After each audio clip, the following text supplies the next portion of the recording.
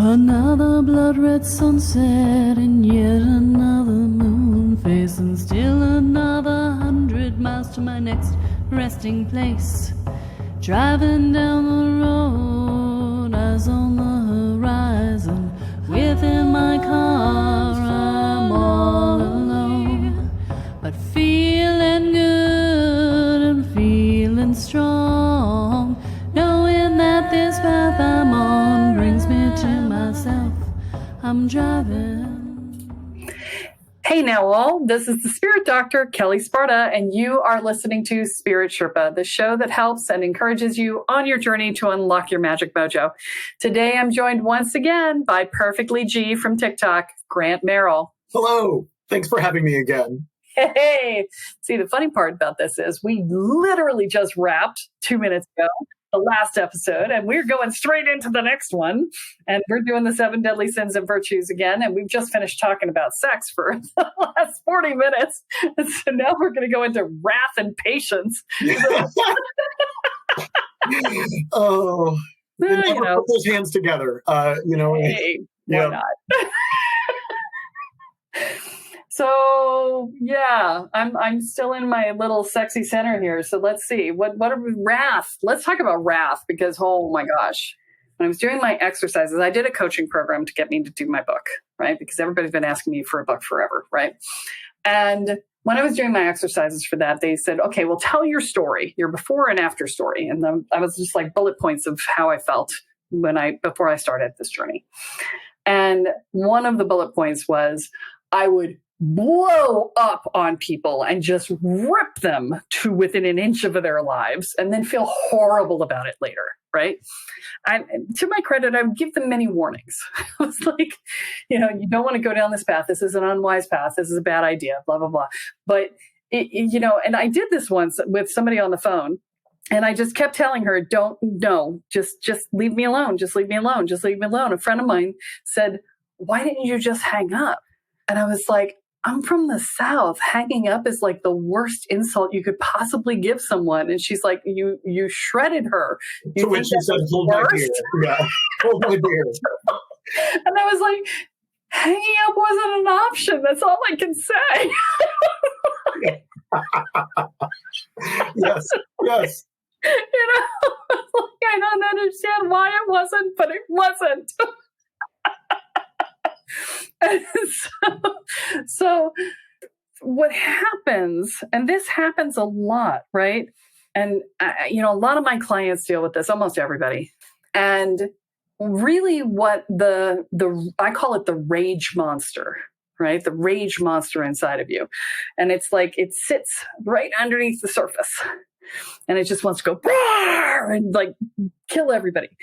And the problem is that when it's active, it prevents us from giving ourselves access to our own power, because we are ethical people and we feel bad about the damage that we do. And therefore, we won't give ourselves more power because that would only do more damage. The rage monster is wrath. It's what we're talking about, right? Except, well, it is and it isn't, right? Because the rage monster is there because we are empty and angry that we have been the bottom of our own priority list for so long. And when that hits its bottom point, it recoils back up again and bang, you're out into the rage. My interpretation of wrath, as I think of it from a spiritual perspective, is more of a holding on to resentment and building it up into a righteous indignation, a righteous anger. That I always tell people, if you're righteous, then you are in your victim, because you can't be righteous and not be in your victim space. If you are absolutely convinced that you are right and everyone else is wrong, and you must, do to them and make them see the light, you are in your victim. So, but I feel like wrath comes up and becomes this obsession, again, that second chakra obsession attachment thing, right? But it's mixed with the power center of, I'm going to make you feel what I have felt. because there's some sense that you're going to make the other person feel bad about what they've done to you, right? Or perhaps what they haven't done to you, make them feel how bad you feel, perhaps. It's externalizing the internal pain and hurt, whether that be cast to the appropriate person or not. Absolutely. And I think we get caught up in that a lot when we're early on in our spiritual path, because there's so much pain, right? And typically the pain has gone unnoticed throughout childhood and unacknowledged. And so there's this deep-seated need to have your pain acknowledged. And we always go to the person who we feel caused the pain and say, you must acknowledge my pain. And that is the path of least joy, that it is highly unlikely. It is only in about 2% of cases that you will ever get the other person to understand that they have hurt you and that they did damage. And when I say 2%, that's generous. Okay. I think I've known maybe 3 people in my entire life who ever managed to get their perpetrator to see that they had done damage. So, when I say to you, this is a path of no joy, I mean it. And so, what I have found from my experience, and you can, chime in, is what we really crave is not someone else's acknowledgement of our pain, but our own acknowledgement of our pain. Because we spend our lives going, I'm fine. I'm fine. No, I'm fine. I'm fine. No, it's fine. You can't hurt me. Nothing you say or do can hurt me. I'm fine. And internally, we do the same thing. We don't acknowledge our own pain. And that is the ultimate denial of self, right? And so that's both good news and bad news. It's bad news because we're denying ourselves, but it's good news because we have the ultimate power to change it. When we look at wrath, it's really misdirected anger. It's projected anger. We're projecting our anger at ourselves for not acknowledging our own pain onto someone else. And sometimes it's the person who originally created the experience of the pain, but not always. I would say with wrath, there's a second piece that it's not saying what needs said. It's saying to hurt, to harm. It's not because I think anger is not inherently bad. In fact, I would say anger is important to feel and to express. However, I think it depends on how we express it. Are we expressing it to harm others, or are we expressing it to say what needs said? I think that often, especially now, maybe, I don't know that that's true. It's easy to think that our culture is more messy now than it was 50, 80, 200 years ago. But I think now there's a push that you should be able to say anything you want. Well, you can, but is it beneficial? Is it beneficial? Is it going to harm someone? But I think that with wrath, there is a specific purpose to hurt. It's not just to express how we're feeling, but it really is to harm someone else as well. That includes self-defense. Because in those instances where I would say, I'm warning you, I'm warning you, I'm warning you, I'm warning you, and then I would just, because I'm me, I see what's going on inside of people very clearly. And I would just look at them and say, okay, you want to know why you're up my ass right now? Here's all the reasons. And I just read their beats, just be like, and just, be like, I see all of your pain, and just did that, and it was just to get them to shut up and leave me alone. Like, if I can shake you to the core of your being enough, maybe you will shut up and leave me alone, because I've asked you 50 times to shut up and leave me alone, and you won't. So, but even in self-defense, my goal was to hurt them. It was to hurt them just enough to get them to shut up and leave me alone. But it was to hurt them because I didn't know any other way to make it better, right? Whereas, my answer now is I've uninstalled the buttons that they were pushing, so it wasn't a problem. Now they're just a mild annoyance, and I don't have to do that. But there's at the time, 20 plus years ago, 22, 24 years ago, it was a problem.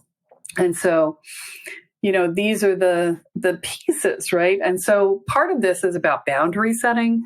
Part of it's about self-care. Part of it's about, identifying your own buttons and what they are and that they're being pushed, Part of it's about being willing to make a scene, because, that's another piece of the puzzle, is that sometimes people will push you, and because they're certain you won't make a scene by pushing back, which people have often found problematic with me. I'm always happy to make a scene. I'm quite comfortable in the spotlight. Thank you very much. Yes, thank you very much. I am happy to be on stage. Yes. And by the way, yes, let me say loudly, you just grabbed my ass. Why did you do that? Let's see who's on stage making a scene now, right? Redirect. But all of this is to say that wrath is, from a spiritual perspective, the reason it's a sin, right, is that it is the attachment to hurting someone else, often with the purpose of hoping to make them feel your pain, which is inherently handing your power over to the other person and then manipulating them to try and get it back, which is both bad for them, bad for you, and not useful in your spiritual evolution, right? Yes. Okay. So that is wrath. Patience is the virtue. Oh, patience is something I hate almost as much as wrath in general. So, I mean, not really, but yes, patience. Oh, and the only way to get patience is to practice it. That is the thing. And if nothing else, I have learned that being a parent is difficult when it comes to practicing and developing patience. I've been dating a wonderful guy since June, and he is far more patient with my children than I can be on most days. And it's been a beautiful thing to watch and see it exampled so that I can follow suit. I love my children and they know that, but boy, there are just times when I'd be like, haven't we mastered this yet? Patience is something I think perhaps, though, if wrath is misdirected anger at the hopes of healing ourselves, then perhaps patience really should be directed towards ourselves first so that we can be able to be patient with others. I find myself, when I am most crotchety towards the people that I love the most, it's usually because I really hate myself that day. I'm just not feeling how I am. I'm not feeling where I'm at. And then therefore, RuPaul, if you can't love yourself, how the hell are you going to love anyone else? As RuPaul would say. I think that's the truth. If you can't have patience with yourself, you can never have patience with others, because really how we view ourselves is a reflection on how we observe the world around us. Yeah, that's actually really insightful. I hadn't thought about it from that perspective, but yeah, I would put it as I don't generally get any more. I used to a lot, but these days I don't generally get down on myself per se. But I do sometimes get empty because I work too hard, or I don't take enough downtime, or I'm trying to do too many things at once, or, whatever. And on those days, I do have less patience. And here's the thing about not having patience and being in relationship. Is that, and I'm talking to you out there, if you're in partnership, the tendency is when you snap to snap at the person who loves you most, because you think they love you enough that they'll put up with your bullshit, and that is not fair to them, right? And that is one of the biggest lessons we need to learn, because we feel like, oh, well, they love us. They need to be safe space for everything, including our anger. It's like, you can be angry in their presence. You can vent with their permission. You have to say, do you have bandwidth for this? Do you have the space to hold me being upset and angry, because I'm upset and angry. I had a day of, I don't know, I came back from my vacation that wasn't a vacation. And, the next day I was cranky as crap. Actually, no, it was 2 days later, because I came back and I had 2 days in a row of migraines. And so I was emptier than when I left for my vacation. And then I had 2 days of migraines, and I got up on the third day and I looked at my husband and I said, I am angry and cranky and none of it's at you. And I'm going to do my best to not take it out on you, but you should give me a wide berth today because I don't know how well I'm going to do. And he went, noted. And he did. And I'm like, because then I was self-aware and I was like, okay, I've tried everything I know to get out of this place and I'm not out of it. And I looked at him and I said, you know what I need? He said, what? I said, I need you to book me a spa day because I am beyond empty and I am walking into a launch and I can't do it. And my inner child is throwing a temper tantrum and I'm going to be a disaster until I do something to take care of myself. And he said, yeah, you had a crappy vacation. I'm gonna do something to help with that because I had a good vacation at the same time you were having a crappy one. So, and he set up a spa day for me, and I was fine afterwards. But I needed to recognize that that's what was going on with me, and to have patience with myself. Right in that scenario, I'm like, I could have just added insult to injury by going, what's your problem? You just got back from vacation. You should be fine. You should be fine. Should be. Oh my God. The word should be when related to yourself is the worst things you could say to yourself. Stop shoulding on yourself. Right.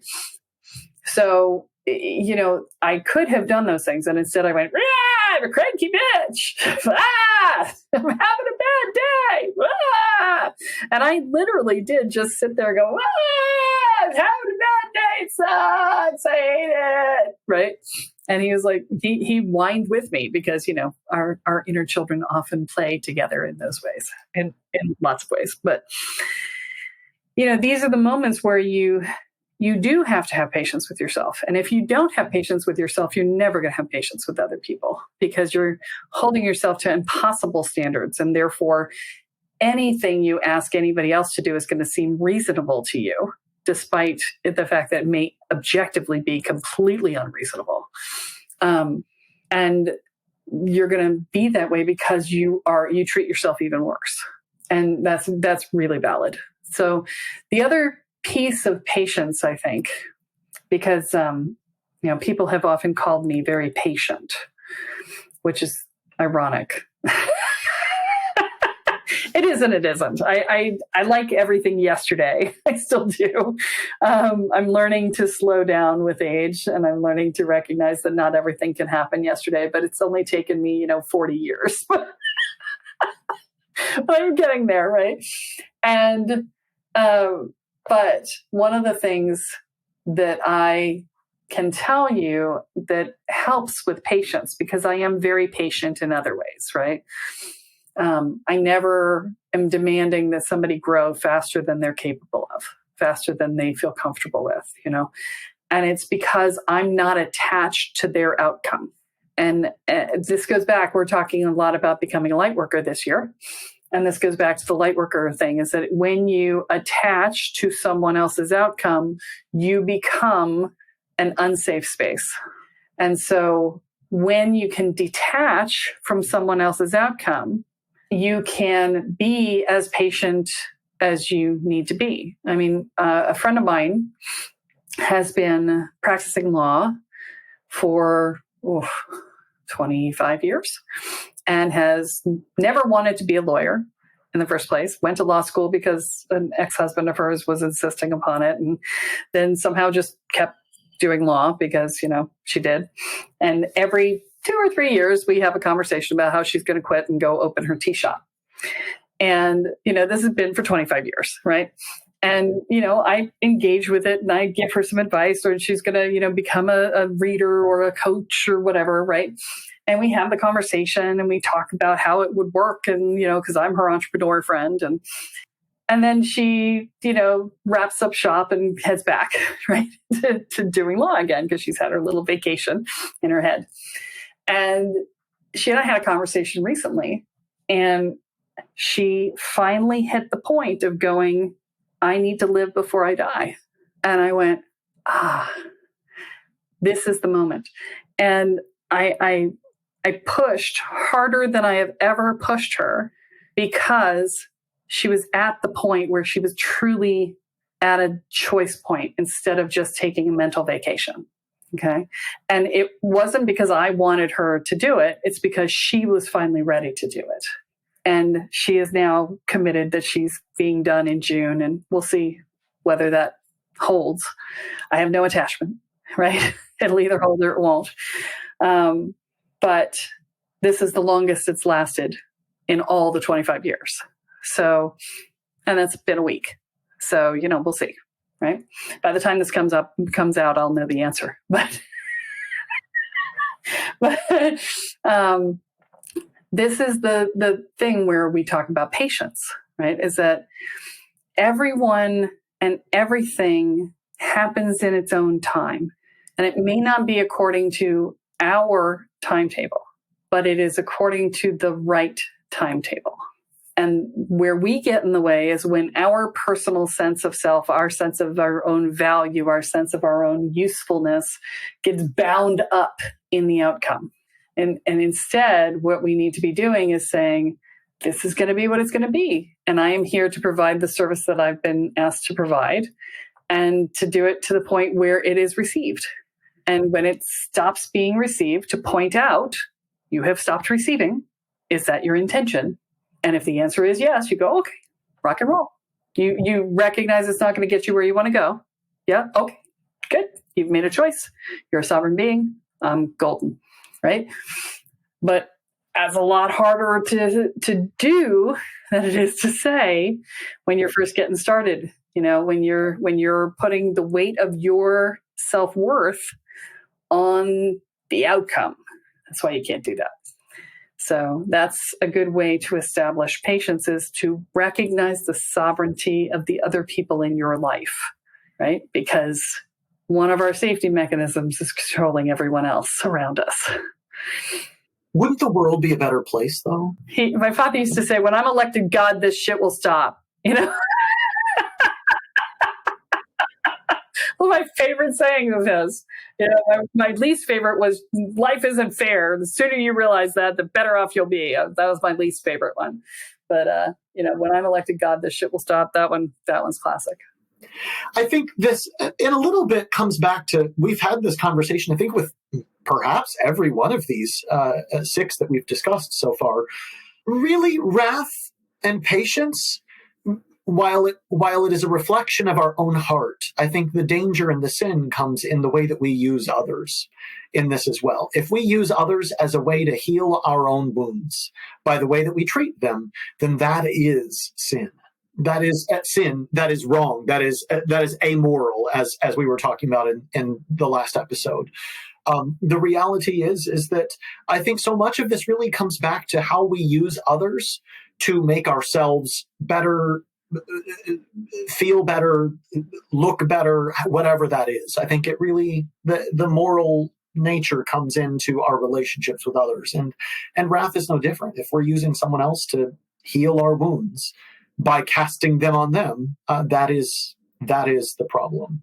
And I would say that the attaching your value to somebody else's outcome, which limits your patience, is doing the same thing, right? Yeah. So, well, that sounds like a wrap up right there. Thank you. Thank you for that. That was beautifully done. All right. So I think we're going to call that good. So find Grant on Perfectly G on TikTok. And, like, subscribe, and rate as per always. Thank you so much for your reviews. I appreciate it. It helps us get noticed. Please share this with a friend if you think they would find it interesting. And that's all we have for this week. We'll see you next week when I share another episode on energy, magic, and the spirit world. I am Kelle Sparta, here with Grant Merrill, and you have been listening to Spirit Sherpa. So long, everyone. Goodbye. Driving down the road, eyes on the horizon.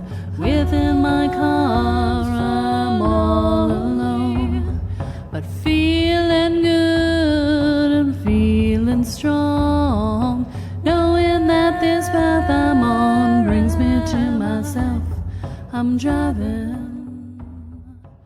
wondering where my spirit